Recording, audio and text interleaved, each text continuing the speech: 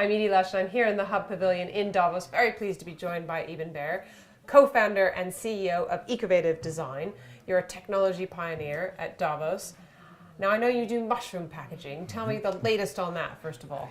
Well, we're really excited about that product because we met Sealed Air Corporation here a year ago, and they've since partnered with us to take this technology both to North America and Europe, and we're building the second big mushroom factory in America this year with Sealed Air.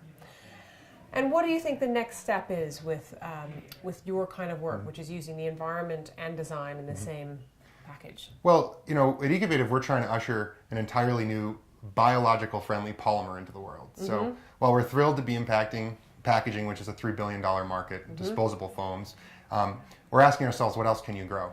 So we're looking at growing entire pieces of furniture, apparel like flip-flops, and even building materials. So those are all hot on Ecovative's agenda this year. So how would that work? Tell me how you grow a piece of furniture. Well, you take the material that we create for packaging and you make it denser by grinding up the agricultural waste finer.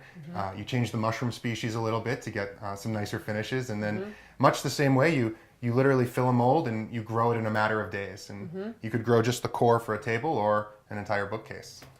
How does that work? How does that kind of fit, do you think, with 3D printing, for example, which is, could you print something with mushrooms? Well, we've been talking about making a 3D printer for our material. I was actually asked this morning in a session about when do you think a 3D printer will be able to make a 3D printer, and you know, my comment is everyone in this room is actually a 3D printer. You know, biologically speaking, humans can make other small humans. Right. You know? So I think the technology's here, and the way to do it is not to build 3D printers, but leverage biology.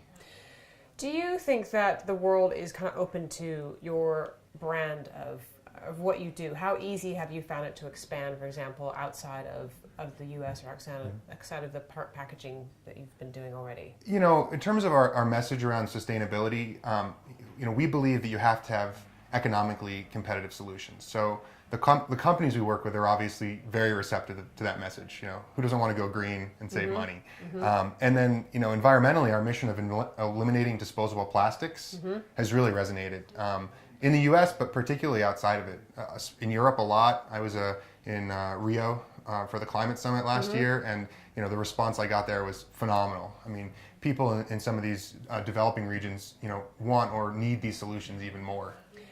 I still get really annoyed though when I get the Christmas presents for my kids, and I still literally am kind of cutting myself on the plastic as I'm, you know, unwrapping them in order to wrap them up yet again. I mean, the whole thing is just insane. It is. It's totally crazy.